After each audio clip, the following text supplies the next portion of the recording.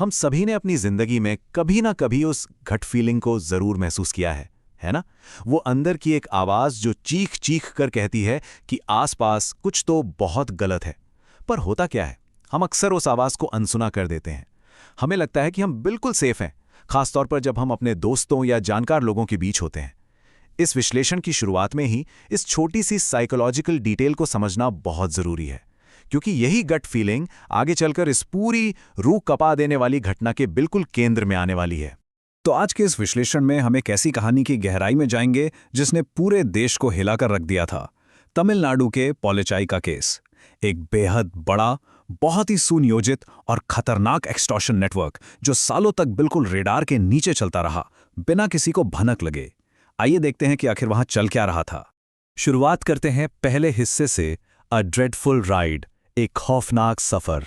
इस पूरी कहानी की कड़ियों को जोड़ने के लिए हमें एक 19 साल की कॉलेज स्टूडेंट पर ध्यान देना होगा, जिसे हम यहां प्रिया बुलाएंगे। 12 फरवरी 2019। चलिए उस दिन के घटनाक्रम को देखते हैं। 0 मिनट, प्रिया एक बस स्टॉप पर इंतजार कर रही थी।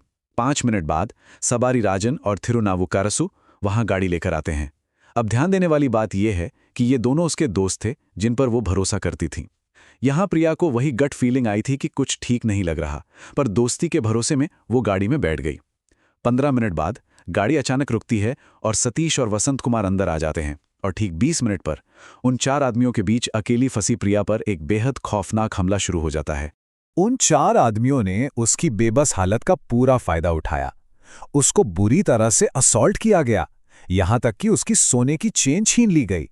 पर देखिए, इन सब में जो सबसे भयानक बात थी वो ये थी कि इस पूरे हादसे को उन्होंने अपने फोन पर लगातार रिकॉर्ड किया। यानी ये वीडियो कोई आम क्राइम एविडेंस नहीं था, ये एक हथियार था जिसका इस्तेमाल करके आगे चलकर उसे लगातार सेक्सुअल फेवर्स और पैसों की मांग की जानी थी। आगे बढ़ते हैं अगले हिस्से पर, अनकवरिंग द एक्सटॉर्शन रिंग। आखिर इस गुप्त एक्सटॉर्शन रिंग का पर्दाफाश कैसे हुआ? इस घिनौनी घटना ने प्रिया को पूरी तरह तोड़कर रख दिया था। उस वीडियो के जरिए उसको लगातार डराया धमकाया गया। जब ये सब बर्दाश्त के बिल्कुल बाहर हो गया ना, तो आखिरकार उसने हिम्मत जुटाई और अपने बड़े भाई को सब कुछ बता दिया। और सच कहूं तो उसके भाई के प्रोटेक्ट करने के इस एक छोटे से कदम ने इस पूरे गैंग का पर्दाफाश कर दिया। भाई ने आरोपियों का ठिकाना ढूंढा और साबरी राजन का फोन छीन लिया ताकि वो वीडियो डिलीट कर सके। पर जैसे ही फोन की गैलरी खुली, मामला ही पलट गया। वहां ऐसी ही कई और लड़कियों की दर्दनाक वीडियोस भरी पड़ी थी। बिना देरी किए 24 फरवरी को सीधे पुलिस में शिकायत दर्ज करा दी गई। जब पुलिस ने आके फोन को जब्त किया और उसकी ठीक से डिजिटल स्कैनिंग की, तो जो फिगर निकलकर सामने आई उसने पूरे देश की रूह कपा दी। ये जो 200 का आंकड़ा दिख रहा है ना, ये सिर्फ एक नंबर नहीं है, ये एक बहुत बड़ा अनुमान है कि सिर्फ 2016 से 2018 के छोटे से समय के बीच इस एक गैंग ने करीब 200 महिलाओं को अपना शिकार बनाया था। इस अपराध का स्केल, इसका दायरा सच में सोच से भी परे था। इस एक्सटॉर्शन रिंग के इस शिकारी जाल में आखिर थी कौन? कॉलेज की स्टूडेंट्स, स्कूल्स की टीचर्स, डॉक्टर्स और यहां तक कि नर्सेज भी शामिल थी। लेकिन यहां सबसे जरूरी टेकअवे ये है कि इस गैंग ने मुख्य रूप से लोअर सोशो इकोनॉमिक बैकग्राउंड की महिलाओं को ही निशाना बनाया था। क्यों? क्योंकि गैंग ये अच्छी तरह जानता था कि इस बैकग्राउंड से आने वाली महिलाओं को सामाजिक बदनामी और डर दिखाकर बहुत ही आसानी से चुप रखा जा सकता है। तीसरा भाग, हाउ द गैंग ऑपरेटेड। आखिर 200 महिलाओं को फंसाने का ये सुनियोजित सिस्टम काम कैसे कर रहा था? चलिए इस पर नजर डालते हैं। ये गैंग एकदम सटीक और प्री प्लान्ड तरीके से काम करता था। सबसे पहले सोशल मीडिया पर लगातार फेक प्रोफाइल्स बनाकर लड़कियों को झांसे में लिया जाता। सारी राजन मीठी बातें करके भरोसा जीतने में एक्सपर्ट था, और जब एक बार भरोसा बन जाता तो उन्हें फार्म हाउसेज या सुनसान जगहों पर मिलने बुलाया जाता था। फिर अचानक एक कोऑर्डिनेटेड गैंग हमला करता और पूरी घटना को चुपके से रिकॉर्ड कर लेता। आखिर में उसी वीडियो का इस्तेमाल करके महिला को एक ऐसी एंडलेस डिजिटल एक्सटॉर्शन के लूप में फंसा दिया जाता था जहां से बाहर निकलने का कोई रास्ता ही नहीं होता था। इन अपराधों में सीधे तौर पर शामिल इन 9 आदमियों की पहचान और उनके सामाजिक किरदार को देखकर किसी को भी हैरानी होगी। सबारी राजन एक सिविल इंजीनियर था, थिरुनावुकारसु एक बड़ा फाइनेंसियर, सतीश के पास पोलाची में अपने कपड़े का शोरूम था, और अरुणानंतम एक मेजर पॉलिटिकल पार्टी का स्टूडेंट विंग सेक्रेटरी था। बाकी सब भी ऐसे ही नॉर्मल बैकग्राउंड से थे। इससे एक बात बहुत क्लियर होती है कि ये लोग आम जिंदगी में बहुत रिस्पेक्ट और पावर होल्ड करते थे। वो सोसाइटी में इतनी अच्छी तरह घुले मिले थे कि किसी को शक ही नहीं हुआ कि उनके पीछे एक इतना बड़ा दरिंदगी का नेटवर्क चल रहा है। चौथा भाग, रोड ब्लॉक्स टू जस्टिस, इंसाफ की राह में आने वाली रुकावटें। अपराधियों के नाम तो सामने आ गए थे, पर सजा दिलवाना असंभव सा लग रहा था।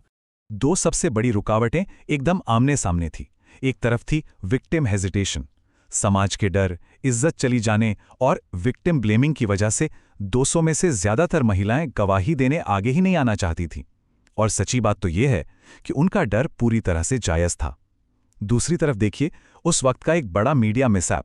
पुलिस डिपार्टमेंट के ही एक ऑफिसर ने नेशनल टेलीविजन पर एक प्रेस ब्रीफिंग के दौरान बिल्कुल अनलॉफुल तरीके से प्रिया का असली नाम, उसके कॉलेज और परिवार की सारी डिटेल्स लीक कर दी। अब ऐसे में जब सिस्टम से इस तरह की भयानक चूक होगी, तो आगे आकर आवाज उठाने की हिम्मत आखिर कौन जुटा पाएगा? पांचवा और आखिरी भाग, कन्विक्शंस एंड सोसाइटल इम्पैक्ट। इन कमियों और डर को पार करके आखिरकार सजा कैसे सुनाई गई, आइए इस प्रोसेस को समझते हैं। पुलिस डिपार्टमेंट ने हार नहीं मानी। उन्होंने एक्सपर्ट्स की मदद से पहले महिलाओं की डीपली ट्रॉमा काउंसलिंग करवाई। उन्हें भरोसा दिलाया गया कि उनकी आइडेंटिटी अब हर हाल में छुपा कर रखी जाएगी, जिसके चलते 8 बहादुर सर्वाइवर्स अपनी गवाही के साथ कोर्ट आने को तैयार हो गईं। इसके बाद पुलिस ने एक बिल्कुल बुलेट प्रूफ लीगल केस बनाया।